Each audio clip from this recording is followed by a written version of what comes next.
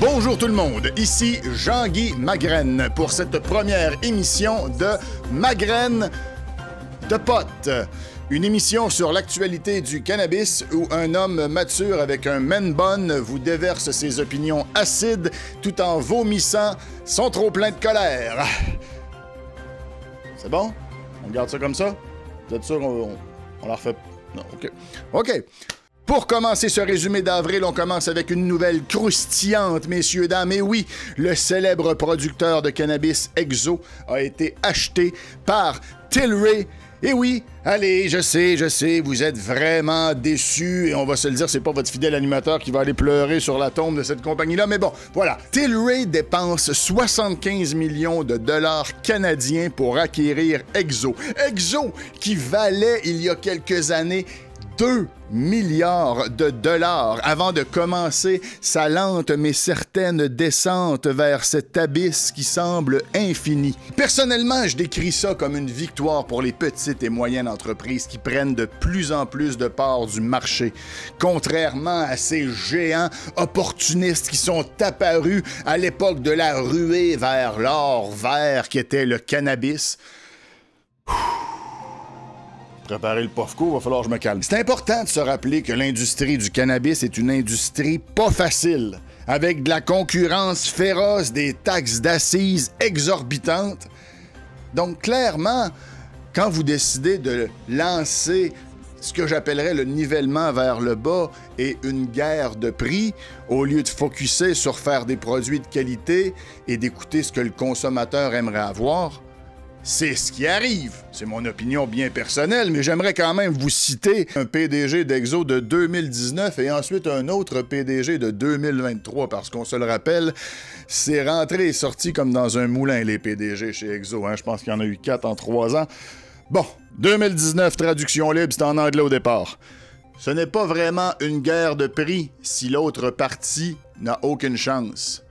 La plupart des autres producteurs n'ont pas la structure de coût d'Exo. Et maintenant, en 2023, nouveau PDG qui un peu justifie les déboires d'Exo comme ceci. La guerre des prix de cannabis pourrait causer des dommages importants à l'industrie. Personne n'est gagnant dans une guerre de prix. I rest my case. Enchaînons maintenant sur une bonne nouvelle pour me calmer un peu. La NBA a enfin décidé d'être un peu plus relax concernant le cannabis. Et oui, la Ligue américaine a conclu une entente avec l'Association des joueurs pour lever l'interdiction sur la consommation de cannabis. Fini les tests surprises, les joueurs n'ont plus à craindre de se faire bannir ou d'avoir des sanctions s'ils consomment des produits de cannabis. Mais attention! La NBA ne dit pas « smoke weed every day » puis tout va être OK. Non. La Ligue précise qu'elle va continuer à surveiller et à sanctionner les joueurs en cas d'abus ou de comportements irresponsables liés à la consommation de cannabis. Espérons que ça mette un peu de pression sur la NFL et d'autres organisations de sport archaïques qui mettent encore des sanctions sur les athlètes qui consomment du cannabis.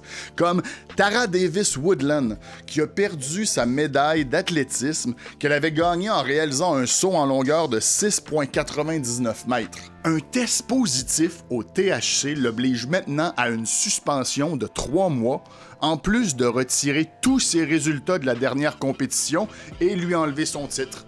C'est une décision totalement débile, selon moi, quand on sait que pour les athlètes et les sportifs, il y a plusieurs molécules dans le cannabis qui les aident à récupérer plus rapidement avec des problèmes, disons, d'inflammation ou de jointure en général. Ça fait aucun sens! En plus, Tara compétitionne en saut en longueur. Il n'y a pas un cannabis qui va t'aider à sauter plus loin, là. Pas comme ça, elle faisait du saut en hauteur, hein? Sauter higher, high, saut en hauteur. OK. Quand même, les caméramans de la salle de nouvelles rient pas. J'ai compris. Transportons-nous maintenant vers l'Europe pour parler de la légalisation du cannabis en Allemagne. Et oui, ça se fait en deux piliers, si vous voulez, les clubs sociaux et les villes pilotes. Premier pilier, les clubs sociaux. Le gouvernement allemand veut créer des clubs où les adultes vont pouvoir consommer du cannabis de façon encadrée. Ces clubs-là sont des espaces contrôlés, loin de l'image des coffee shops d'Amsterdam, si vous voulez. L'objectif est de créer un environnement sûr pour les consommateurs puis d'éviter les problèmes de consommation publique également. Deuxième pilier, les villes pilotes. L'Allemagne va tester la légalisation du cannabis dans certaines villes avant de l'étendre à l'ensemble du pays. Ça va lui permettre de cette façon-là de voir les effets de ces nouvelles mesures et de règlements et de les ajuster en conséquence aux besoins. On ne sait pas encore quelles sont les villes qui vont être choisies pour être les villes pilotes, mais on peut se douter que ça va être des villes assez grandes pour bien représenter, disons, la diversité du pays. En résumé, l'Allemagne est en train de légaliser le cannabis, mais de façon très contrôlée. Pour préciser aussi les règlements, chaque adulte va pouvoir transporter jusqu'à 25 grammes de cannabis pour sa consommation personnelle et aussi faire pousser 3 plants.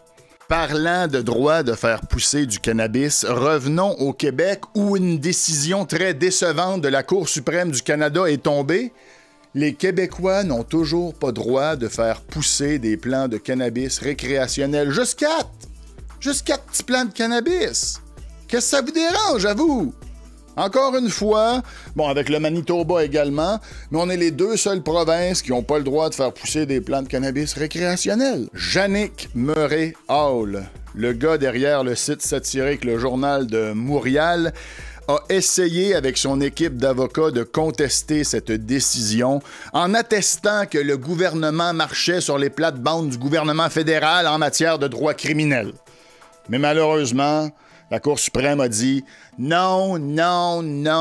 Ils ont expliqué que la loi québécoise poursuit le même but que la loi fédérale, c'est-à-dire décourager le commerce illégal du cannabis. Selon eux, les amendes qui ne sont pas si élevées que ça ne sont pas une manière ou une façon pour le Québec de se mêler du droit criminel. L'avocat de Murray Hall, Maxime Guérin, est déçu.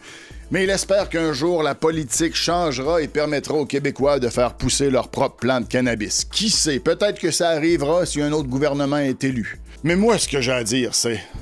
Est-ce qu'on a pensé au pauvre écureuil? L'écureuil qui attend juste que Lisette parte en vacances pour aller chercher une buds dans ses 4 plants de cannabis récréationnels dans son jardin, puis se faire un petit party dans la mare à côté avec ses chummés écureuils. On y a-tu pensé aux écureuils? Eux autres aussi ont le droit de se faire des parties avec le cannabis, mais non! Personne pense aux écureuils. Bref, la légalisation du cannabis au Québec, c'est comme d'aller dans un buffet à volonté, mais décider de se servir juste dans les légumes à vapeur. Voilà, c'est mon point de vue. Merci d'avoir écouté Ma Graine de Pote. On se revoit le mois prochain.